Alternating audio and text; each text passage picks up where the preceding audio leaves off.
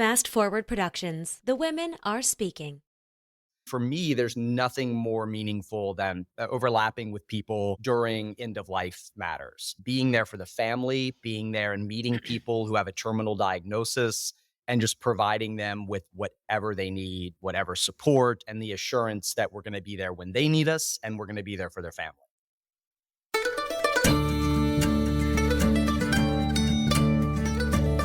You're listening to the Good Dirt Podcast. This is a place where we dig into the nitty-gritty of sustainable living through food, fashion, and lifestyle. And we're your hosts, Mary and Emma Kingsley, the mother and daughter founder team of Lady Farmer. We're sowing seeds of slow living through our community platform, events, and online marketplace. We started this podcast as a means to share the wealth of information and quality conversations that we're having in our world as we dream up and deliver ways for each of us to live into the new paradigm, one that is regenerative, balanced, and whole. We want to put the microphone in front of the voices that need to be heard the most right now. The farmers, the dreamers, the designers, and the doers. So come cultivate a better world with us. We're so glad you're here. Now, let's dig in.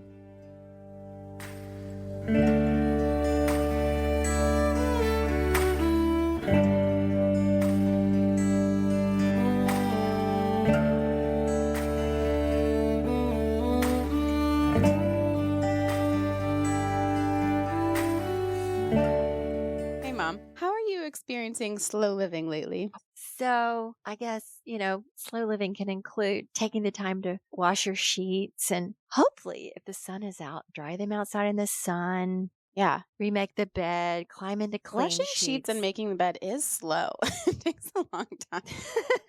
To me, that just feels so delicious and so divine, especially like if it's early so that I feel like I have a lot of good reading time before, I get too sleepy. So to me, that's just such a treat. So that's what comes to mind when you say the last 24 hours, clean sheets. So today's episode had this topic on the Good Dirt now. I believe this is the third time we've talked about end of life and cremation or green burial, or in this case, the case of today's episode, aquamation. And we are really excited to bring you this episode on this day, on this All Saints Day, a day all about passing into the next world, however you choose to view that. So that's what we are sharing with you today. So I think that's a good jump from crawling into bed to rest to how we think about our eternal rest, which is a crazy topic and it's a little taboo maybe, but we're trying to talk about it a little bit more here.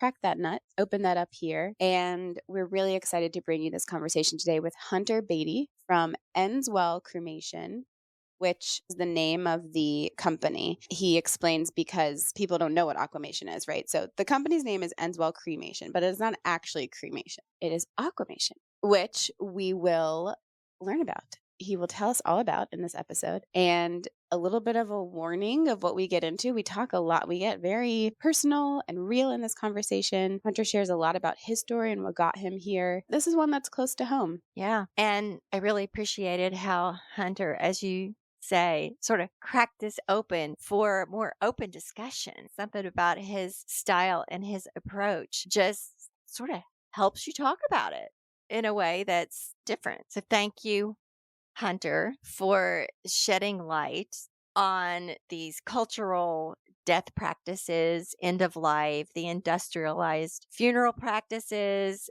that we're also accustomed to, and helping open our eyes to some alternatives that really are helpful in helping us connect more to the life cycle and the sacredness of every stage of it. And then we don't have to hide it or sanitize it or create something that feels more comfortable or palatable, perhaps, when actually embracing it for what it is helpful. The word that came to my mind is embracing it for what it is life-giving. Embracing the end of life and life ending, it gives us life. Fascinating. So Endswell, it's one of only 3 providers of aquamation in North Carolina, and it's the only one located in central North Carolina. So you might be asking, what is aquamation? Of course, he's going to tell you all about it. It is simply an environmentally friendly alternative to fire cremation that uses less energy and doesn't pollute the environment. So Hunter's going to tell you all about it. If you're interested in this topic, we will link in the show notes the other Good Dirt episodes that are related. Hunter mentions a few different times in this episode Blue Stem Conservation Cemetery, which is a conservation cemetery for green burials. And we had the director of that organization on just a couple of years ago, so we will link that in the show notes as well. And if you're interested in this topic, we'd love to hear from you and hear what you think about us diving into these things. So here's Hunter Beattie of Endswell Cremation.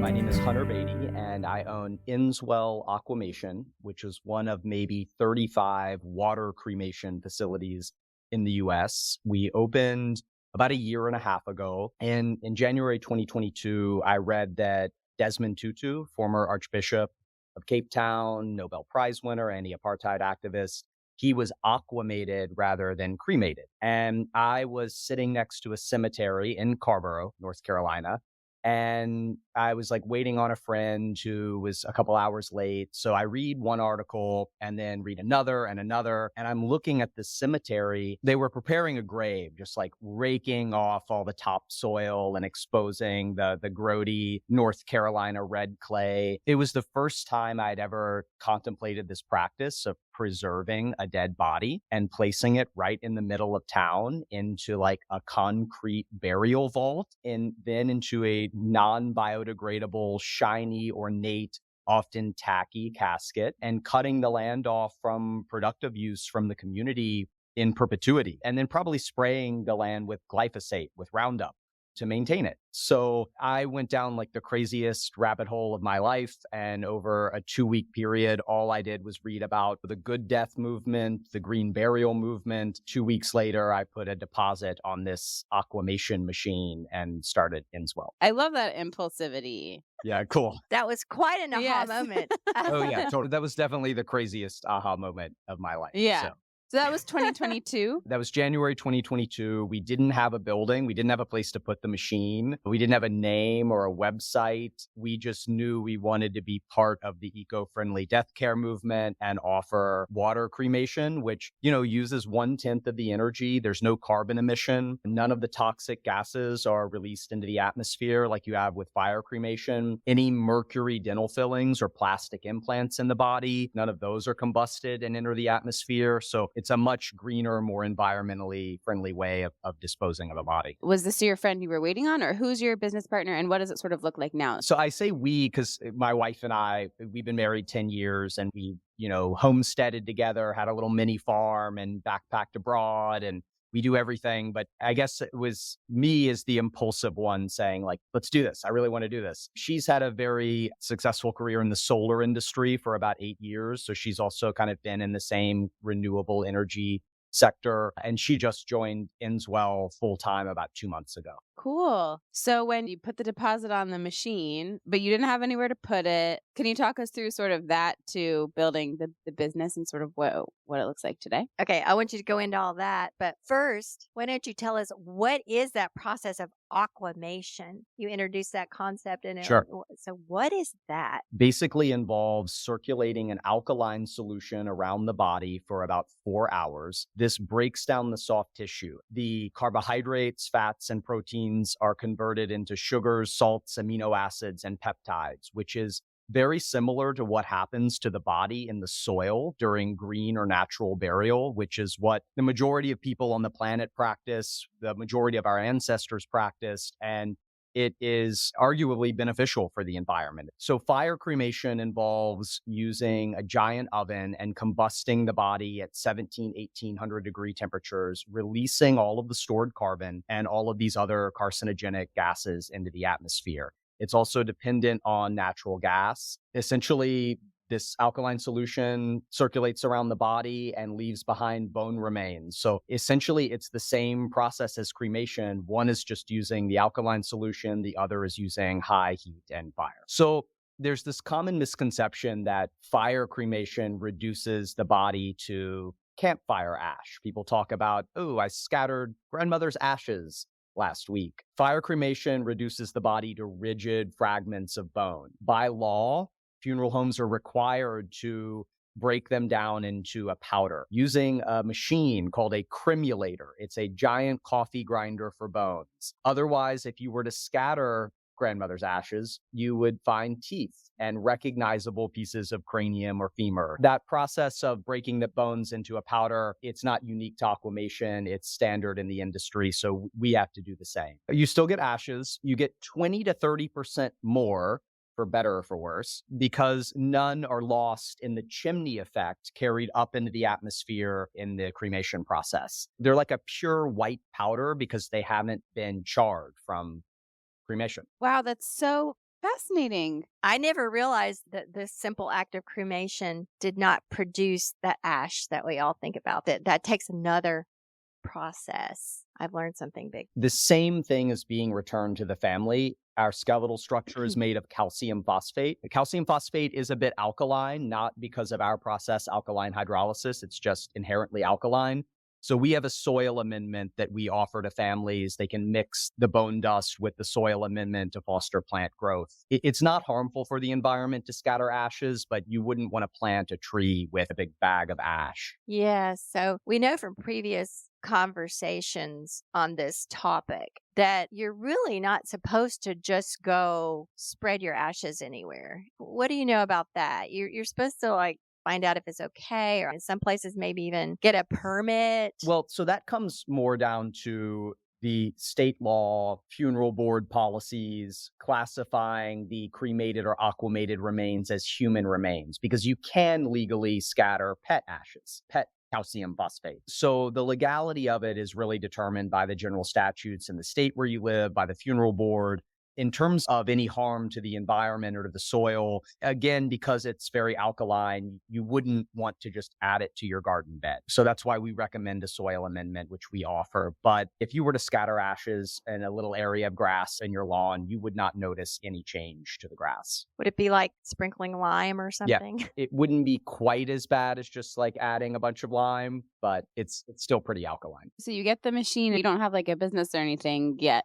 What does your business look like today? Yeah. So, starting this came with all the stresses of opening up like a macaroon store that had to name it, get a website, big Google business profile, start marketing, but then you add death care on top of it, answering phones 24/7 and just rising to the occasion and being there for a family for whatever they need. It was a very hard year, but we found a building that someone owner financed with us pretty quickly. So in April 2022, we bought a building. I had renovated this old farmhouse when my wife and I homesteaded. So I had a background in renovating property. We renovated it. We curated an urn gallery. Most funeral homes import mass-produced urns from China and India. They're also often pretty tacky, really shiny, like dolphins and dove's wings for the veteran, and American eagle soaring over the flag, made in China. So we worked with local artists and curated this urn gallery with about 300 urns. These are felt urns that are fully biodegradable, usable in conservation cemeteries and Jewish cemeteries. These are little like handheld porcelain clay keepsake urns that feel kind of nice to touch, that deviate from the classic shape of the urn. This is a gourd that was grown here in North Carolina that, again, is a biodegradable urn. Most of the families buying an urn like that that's beautiful and hand painted, they're not going to bury it, but we do offer a lot of biodegradable and sustainably made urns. It looks like you've got clay urns sitting around. Wood, metal, glass, ceramic, and then the gourds. And the felt, that's cool. Yeah, the felts are really cool. What an awesome concept. I mean, we renovated the space, and then I guess fortunately we started slowly. No one had ever heard of Endswell. Most towns and cities have funeral homes that have been involved in the community for decades, maybe even 100 years. So it was slow to start, but that let us figure out what we wanted to offer in terms of our services. And really, we found ourselves just trying to elevate the services. Most funeral homes return remains in a cardboard or plastic box that the family comes to the funeral home to pick up. The idea being that they try to get you to buy. We hand deliver then the death certificates to the family so they don't have to come here. And we use an eco-friendly, sustainably made bamboo urn that's made in Colorado as our standard urn that we give all families. So were you at the time, did you have to like quit a job, or were you like, how did you just like fit this into your life? So, okay, we had homesteaded for like 4 years. We Okay. were trying to live off the land. So we got married and we backpacked abroad for a year instead of having a wedding. And we worked at a lot of farms in Europe because like Vietnam and Morocco, pretty cheap to live there. But Bordeaux and outside of Berlin, like, woo, very expensive. So we would work on a farm with a program called Workaway, where unlike woofing, you could read a review about the host and you could see what you were doing. You could even search as a keyword cheesemonger or axe maker blacksmith. So we picked grapes at a vineyard in Bordeaux and milked cows on a dairy farm in Belgium for 3 weeks and lived with the family who often didn't speak much English. So it was really an amazing way of experiencing the local culture, but it made us want to have a little mini farm. When we got back, we went back to our nonprofit jobs. We were both running an educational nonprofit involved in dropout prevention. And we went back there and we got qualified for a loan pretty quickly and bought this really crappy old farmhouse and made the mistake of living there and renovating it. But I had to teach myself how to do everything in that house. And then I fell into renovating real estate for like 6 years and I hated it. It was not how I wanted to participate in the commodification of housing. Why could I buy a house for this and why couldn't someone else buy it or capitalize improving it? So I was kind of in purgatory, but it was profitable and I didn't know what else to do. I didn't want to go back to school.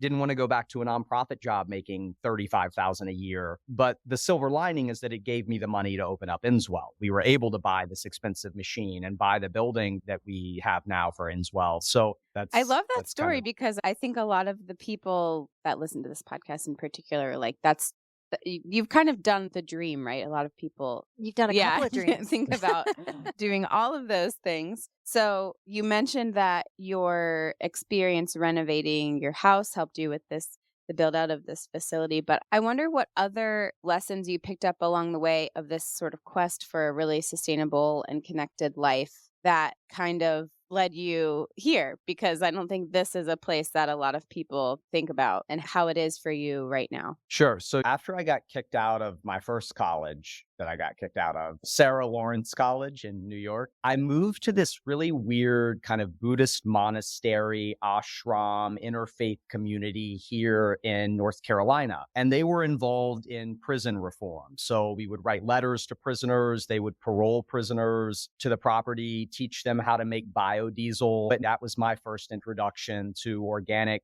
farming, to renewable energy, to converting waste vegetable oil into diesel fuel, in this like search for meaning, right? Like, what do? I can't work in a cubicle for 40 years, contribute to a 401k and retire and die. Like that can't be the meaning of this one beautiful life on the planet. So there was always this like existential crisis and perpetual search for meaning. And the only thing that really ever resonated with me was being in service of the planet and my environment around me or helping other people.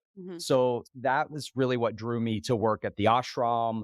But then I fell off that path. Towards the end of my time at the ashram, I bought like a new Ducati motorcycle that I financed for like 30% interest. It was like, Jesus, why are you letting me do this? So I was just like on and off this path, but still looking for my role in society, what would provide me with meaning. So I was always searching for something like this. For me, there's nothing more meaningful than overlapping with people during end of life matters. Being there for the family, being there and meeting people who have a terminal diagnosis, and just providing them with whatever they need, whatever support, and the assurance that we're going to be there when they need us and we're going to be there for their family. Yeah, that's a lovely through line. And I wonder too, a question that came up for me while you were talking is, I'm just guessing that you are probably a well-read individual and you might have certain texts and things that might have shaped this whole journey. So you can sort of go anywhere with this, but I'm wondering in particular this concept of end of life stuff. Besides just the idea that you can make it so much more environmentally friendly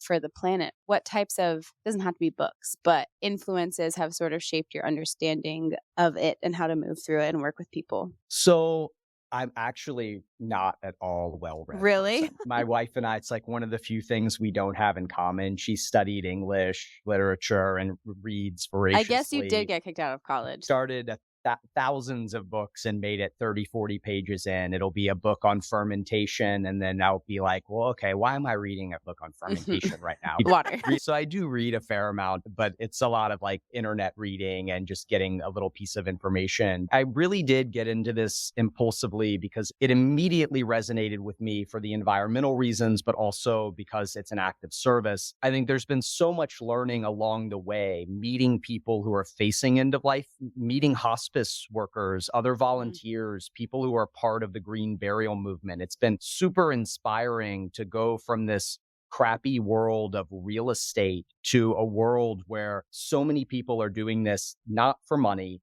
but because it speaks to them and provides their life with meaning. So I've learned so much from Blue Stem Conservation Cemetery, from death doulas, from life celebrants, from hospice workers. We run a monthly death cafe here at Endswell. You may have heard of the death cafe movement. There have been 18,000 meetings all over the world.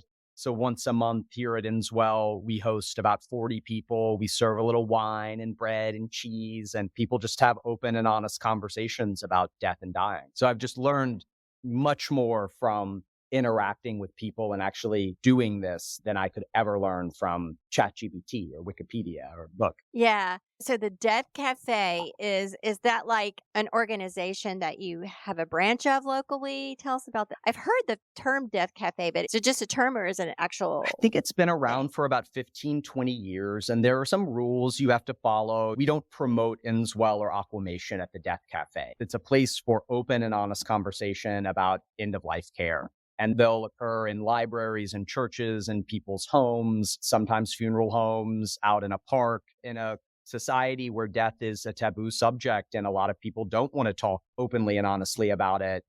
And the funeral industry does not help there. That's an industry just shrouded in not having open and honest conversations about what happens leading up to death and after death has occurred. It's a movement that kind of takes on the funeral industrial complex. Most people are asking questions about how can I make more environmentally conscious decisions about end-of-life care? And they're also asking about medical aid in dying. If I've lived a really good life, but I'm ready to die because of some terminal diagnosis, how can I do that? I've been through, I'm not myself a certified doula, but I have been through birth doula training. The death doula work and the birth doula work are, and actually how similar it is when you talk to people that have done both, that it's very, just that the transition is just remarkably similar, which I find fascinating. One thing I should add, I sometimes forget about this because I haven't really sat with it and figured out how much I connect with it. But when I was 22, my dad had an assisted suicide. He had a neurodegenerative condition similar to Parkinson's. He was practicing anesthesiology at NYU and, 4 or 5 months later, shuffling around the house in Velcro shoes. They thought it was Parkinson's. They explored all these other neurodegenerative conditions and they never figured out what it was. So he worked with a nonprofit called Final Exit.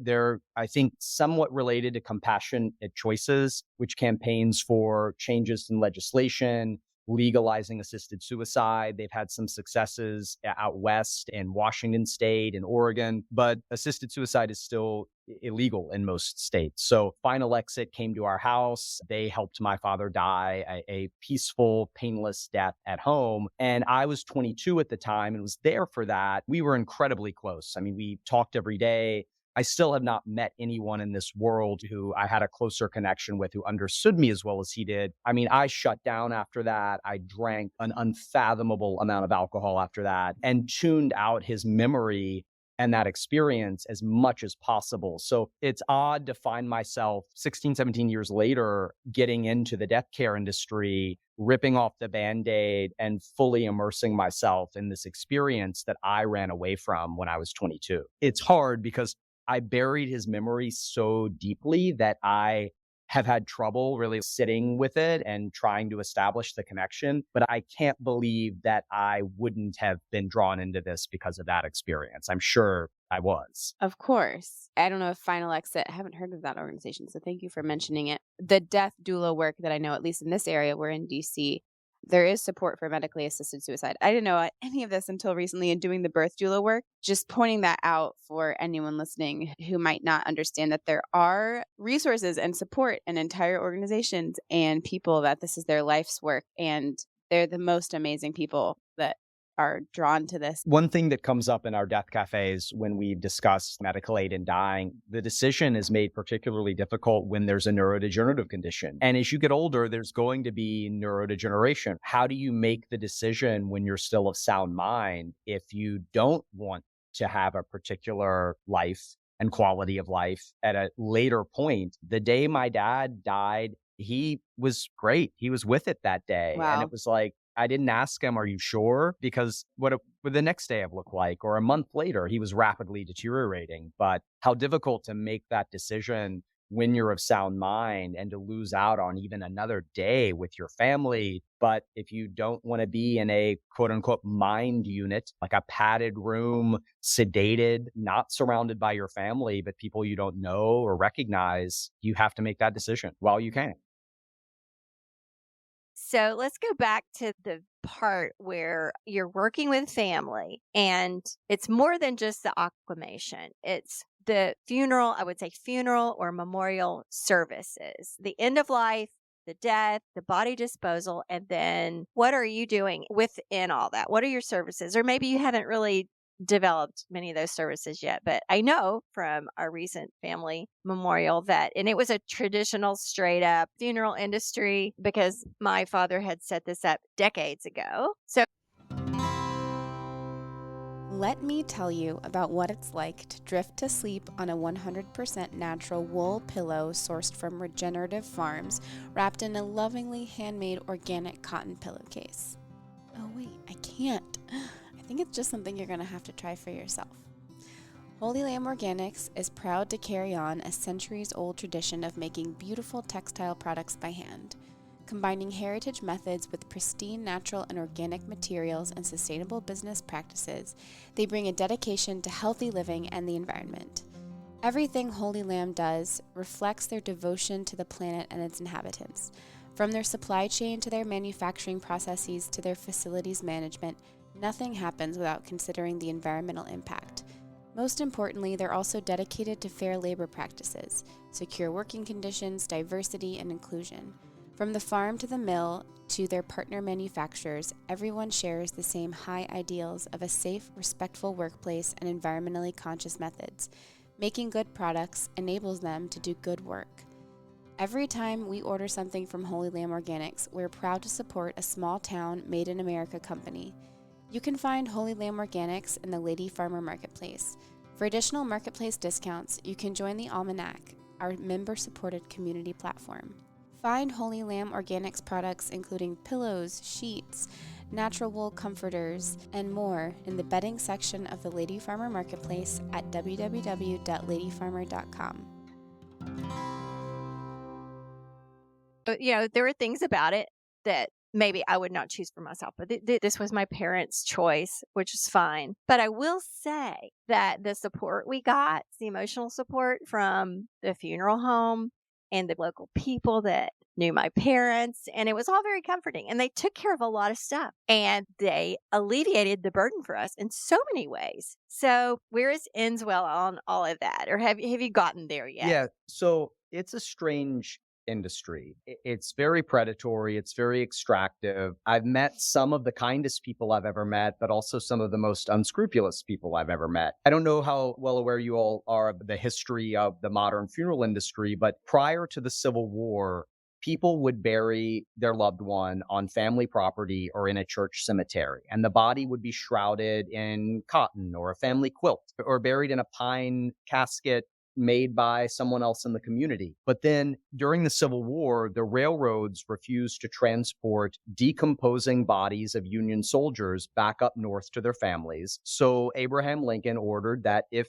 feasible, those bodies would be preserved with turpentine and alcohol and creosote and arsenic and whatever was on hand and transported back to their family so they could be viewed and then buried. And then after Abraham Lincoln died, his body was embalmed and traveled all over the US on the railroad, and people would come to the train station to look at him. So after the Civil War, what emerged was this funeral industry and more ornate caskets rather than your local pastor or family member functioning as a funeral director. It became a paid role. Morticians started offering their services for embalming, and it grew into this industry that we see today.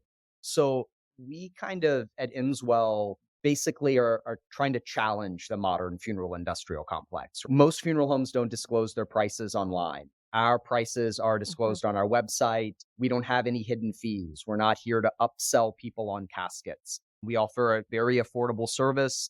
It includes transportation of the body to our facility, the aquamation. We do death certificates for the family. We hand deliver those with the urn. We provide viewings and visitation at Endswell.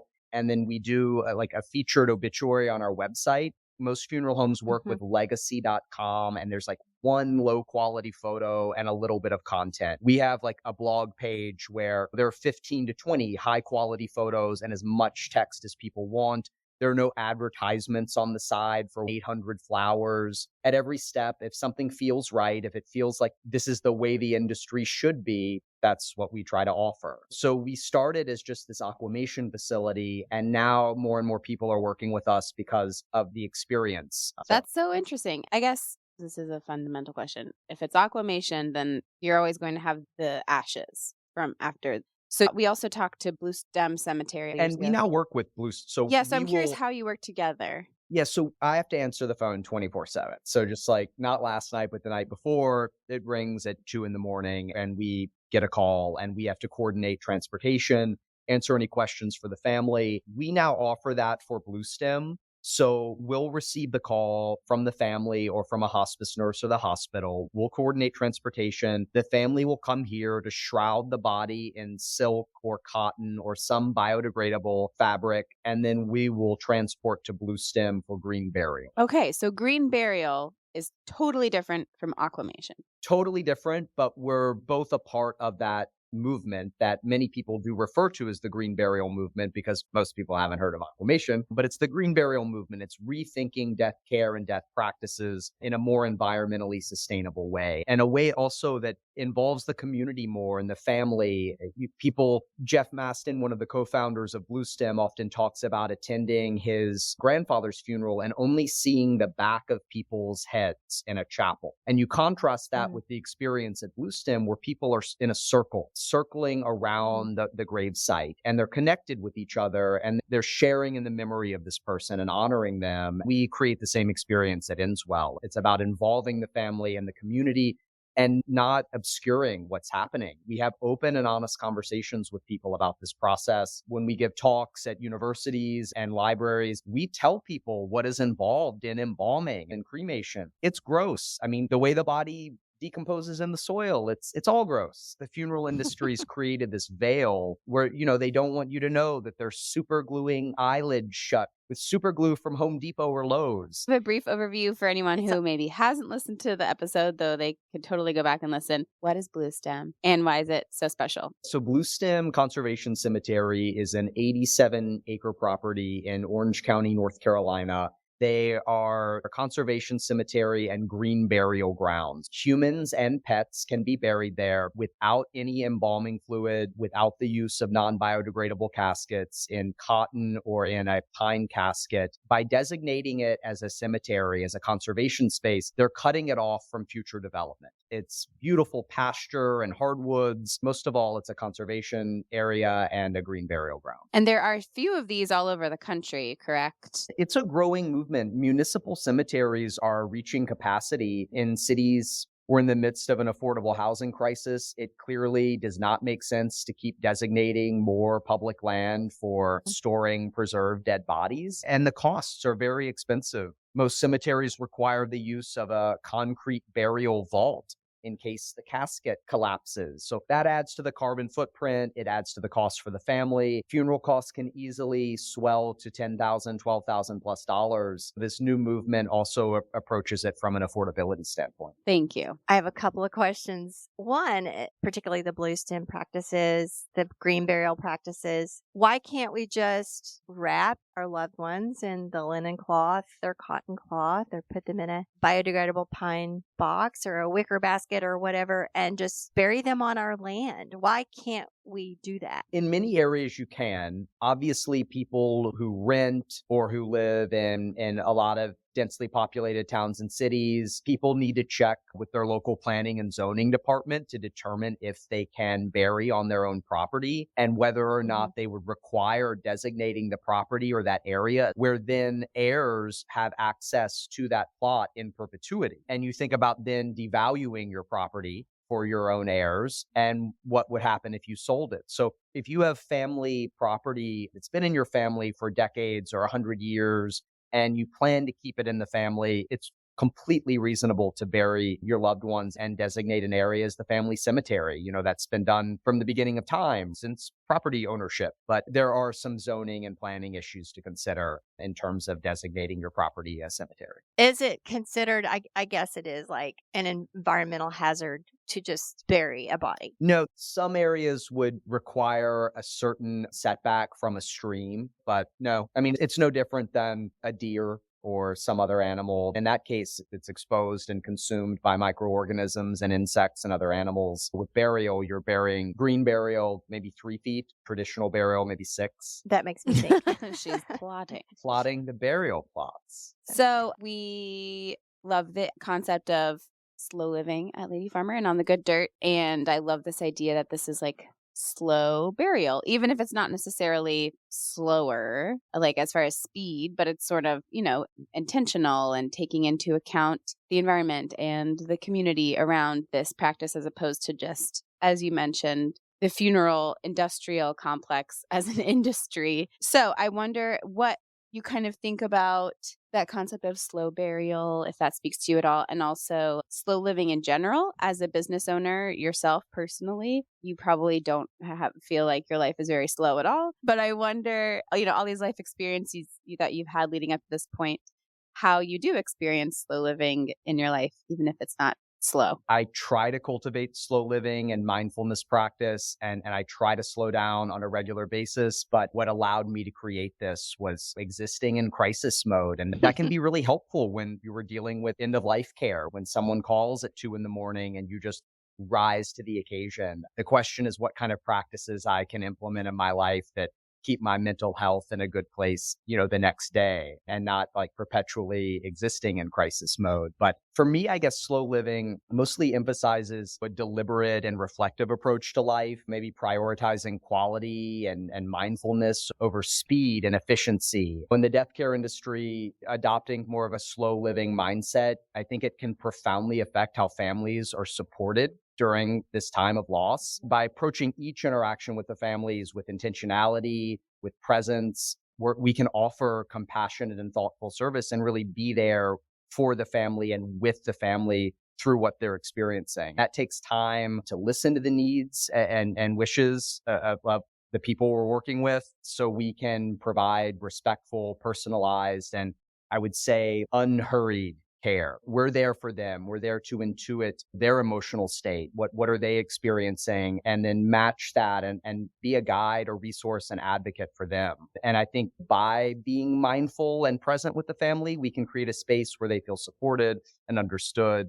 And that has, of course, a profound impact on their healing process. That reminds me of my question. Do you work with hospice? Are you familiar with people in your community that are in hospice and nearing death, that you are alerted to people that are nearing the end of life and might be choosing your services? Yeah, the majority of people we work with are dying at home in hospice care. They're 70, 80, even into 90 years old. They're dying in a hospice facility. We've got great hospice facilities. We're near Duke University and UNC Chapel Hill. So two great universities and also great hospitals. And there are a lot of phenomenal retirement communities and hospices in this area. So typically a family member will see that their loved one has died. They'll contact a hospice nurse who will come and pronounce the death. And then as a courtesy to the family, the hospice nurse will call us and say, yes, death has occurred. We'll send our transportation team. They'll arrive within about an hour and a half, and we'll transport them to Endswell. And then depending on if the family's requested a viewing or if they just want return the urn as soon as possible, we'll proceed with our services. This time last year, we were talking about weddings and mindful weddings and how to do a sustainable, intentional wedding. And you and your wife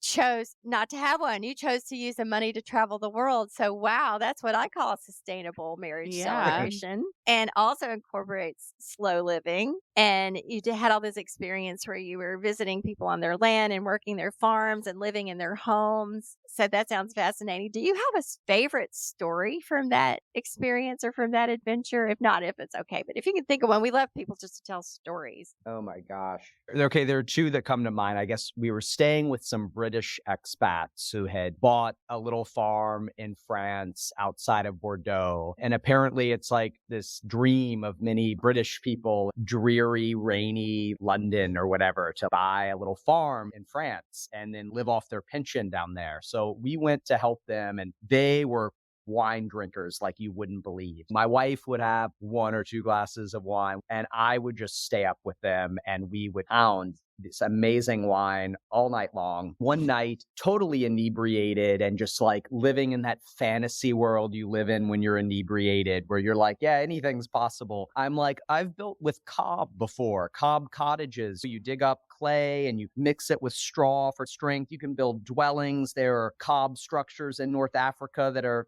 500 years old, and it's really easy to build a pizza oven. These people are stone cold sober, seemingly no hangover. So we go down, and over coffee, they're like, we'd like you to start on the clay pizza oven today.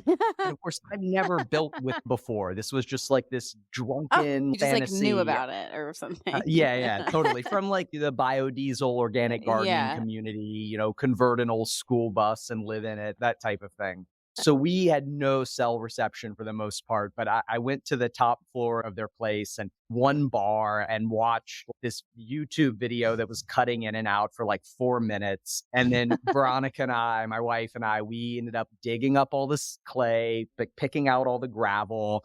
We got some straw. I saw in the YouTube video, you put it in a garbage bag and put a weed whacker in and break it up. We collected stones from their whole property and made this base. It turned out to be this absolutely gorgeous pizza oven. We built this mound of sand and then covered it in wet newspaper from this 4-minute spotty YouTube video, and then just kept stepping down how much straw we were using to add the strength and tensile strength to the base, but then make it smoother on the outside. And then we let it cure for a few days with little fires and then had pizza in it. Oh my gosh. I mean, it was incredible to live with people all over the world and eat with them and meet their friends and hear them speak their own language and cook their favorite dishes. And it was just such a more intimate experience than staying in a Holiday Inn and going to tourist sites. This is what you did instead of spending a large sum of money on one day. Yeah, we made money teaching English in Vietnam for 3 months. My wife mostly taught while I'm a compulsive planner and I'm like always thinking about the next idea. We're about to offer aquamation for pets. Our pet aquamation machine arrives in, a week. We've just started a nonprofit called farewellearth.org, which is a resource for eco-friendly death care, end-of-life planning, and reclaiming ritual, which is a separate section of the site, just where so much ritual practice surrounding death has been lost. How can we reclaim that and honor and remember someone, especially if there's not a physical grave to visit? I think what I realized starting Endswell and working with families is probably the most traumatic experience of my dad's death was not having him there anymore, right? But really not having any way to remember him and think about how much he lived on through me, through my humor, personality, and that also his body was taken away so quickly. I did not even get a minute to sit there with him and process that transition and accept that it had occurred. So, that's where I think I have incorporated that experience into Endswell. But, that'll be a huge component of farewellearth.org, the reclaiming ritual. What can ritual practice look like for the queer community? What can it look like for Jewish families who don't want Jewish green burial? And what happens if you don't have a physical grave to visit? So too many projects all at once, but I love it's it fun. because your experience and your work and your stories all tell so much of what you've done is connected to sustainability and slow living and mindfulness, but it's not very slow at all. Sometimes this comes up, but I think that slow living isn't necessarily at all. It can be slow, but I don't think it's about the speed, really. It's kind of a confusing name. Right. So much of it is about the intentionality and authenticity of it, I think. Absolutely. And you touch on the ritual part. That is so huge. You look back through eons of time with humans, there's always ritual connected with so many passages, birth and death and marriage and all these things. And yes, we do have our cultural rituals. So the funerals and the weddings, I think, are a great example of so many things that it's like, oh, well, you just do this because this is what you do. And we aren't connected to them anymore. Right. It's like organized religion in general, kind of informing your conception of a higher power God rather than you cultivating your own conception of what it means to exist in this world and the universe and consciousness. And you see the same thing around death care, where the ritual is like going to a poem with maroon carpet and maroon curtains and a Jesus fish on the wall and looking at a preserved body in a shiny casket. And that does not feel like a good ritual. I mean, I don't want to denigrate anyone else's ritual practice. That can be very important to bring family together and to pay your respects to your loved one, but it does not feel very intimate. You're not getting the space to sit with the body and accept that this transition has occurred. And then what do you do after that? How do you remember this person other than maybe visiting a cemetery and their gravesite? I'm hoping this site can be a resource for people to have open and honest conversations about reclaiming ritual practice surrounding death. I think the thing is to be conscious and observant and discerning about where our important life rituals have become tied in with the industry and our own choices, our own understanding, our own needs are kind of displaced into what the industry dictates. And so I think this is what you're getting at. I love the thought and the effort to get back to authentic, human, meaningful ritual. Yeah, what you just said just made me think of like our ancestors eating meat, which was like a rarer event than just like eating a hamburger at McDonald's every day, and where we've come from, like sitting at a table surrounded with friends and family, having like a feast together and this shared experience, to someone leaving work and eating a hamburger wrapped in like paper from a bag in their own car. How grody. It's How disconnected, Totally. disconnected from everything, from the importance of that ritual of eating with other people, and also from where the food comes from, the quality of the food, of making it. Yeah, totally. So this is slow living as well. We have to support people because they are where they are. But what we encourage is just try to notice these things and become conscious, become aware of what it is we're participating in and the choices And we're why. making as consumers and as humans. Yeah, actually, you can answer that question and say, there is a point here where I can make some sort of shift or change that's more meaningful, more genuine, and more human, and not so connected to the industry that has taken over this part of my life. I think people know what we're getting at here. So this might sound like a really redundant question in your field of work, but what does the good dirt mean to you? The good dirt. Well, okay. So I guess for me, it would refer to this vital role that healthy and fertile soil plays in the well-being of our planet and in our own lives. Soil is fundamental. It's like the bedrock of our ecosystem. It supports plant growth and regulates water cycles and sustains agricultural productivity. One of the books that I did read a tiny bit of was Jared Diamond's Guns, Germs, and Steel, and, talking about the rise of civilization and what was required for civilization and a specialization of labor. Not everyone had to toil in the soil every day, and you could have time to write poetry or hone your blacksmithing skills. It was dependent entirely on the development of agriculture and a relationship with the soil, nourishing the soil through sustainable practices, ensures this meaningful existence that we have, but also this robust foundation for future generations. So yeah, I don't know, the good dirt, good soil, it's how we produce nutritious food, essential for our health. And it has a role in combating climate change and sequestering carbon. It's very directly tied to the green burial movement, which we're a part of. Yes, absolutely. Because in rethinking our end of life practices and what becomes of our human bodies after life has passed has a lot of impact on the soil, for one thing, just from the very science of it from the beginning, but so many other implications as well in terms of meaning and ritual. You might also be the first person on this podcast to bring up Guns, Germs, and Steel. Really? Yeah. It was a cool book. Yeah, I know my dad read it.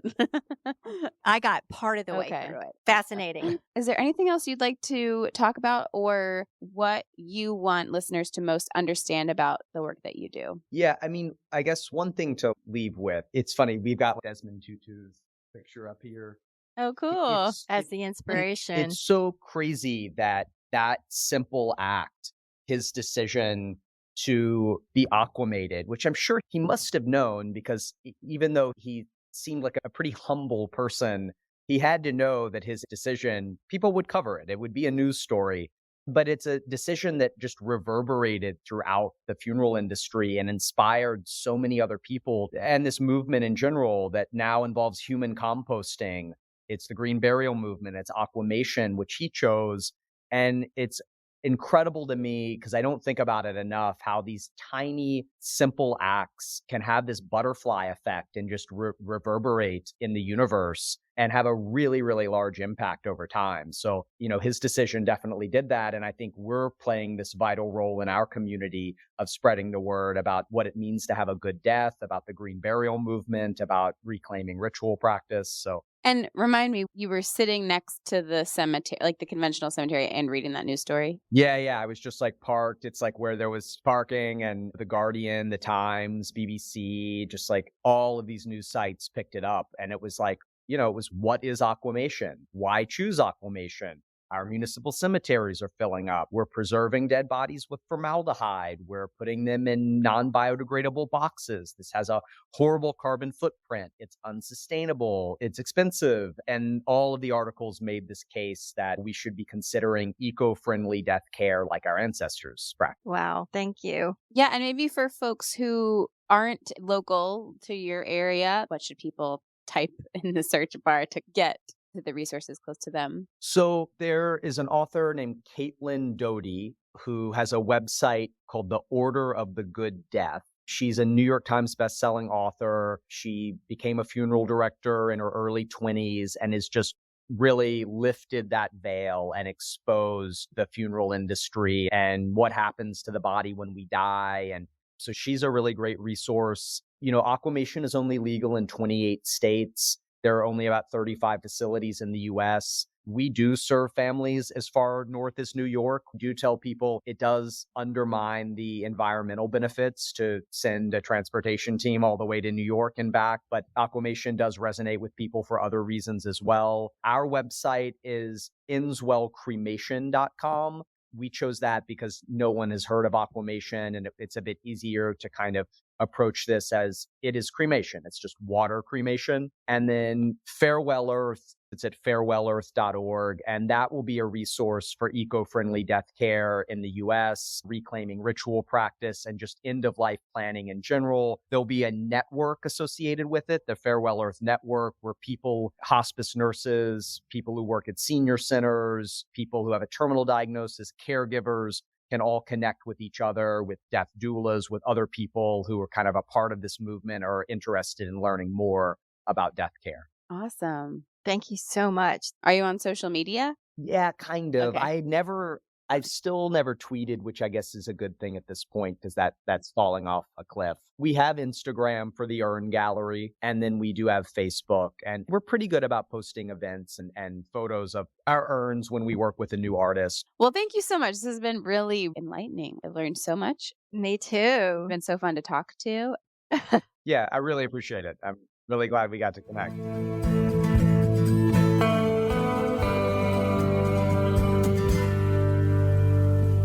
Thank you for tuning in, calling in, and spreading the good dirt. We love hearing from you. You can reach our listener voicemail at 443-459-1950. That's 443-459-1950. You can find this number in our show notes and in our Instagram profile. This show is produced by Lady Farmer, a slow living lifestyle community, and the original music is composed and performed by John Kingsley. For more from Lady Farmer, follow us on Instagram at We Are Lady Farmer. That's We Are Lady Farmer. Or join us online at www.ladyfarmer.com. We'll see you next time on The Good Dirt. Goodbye.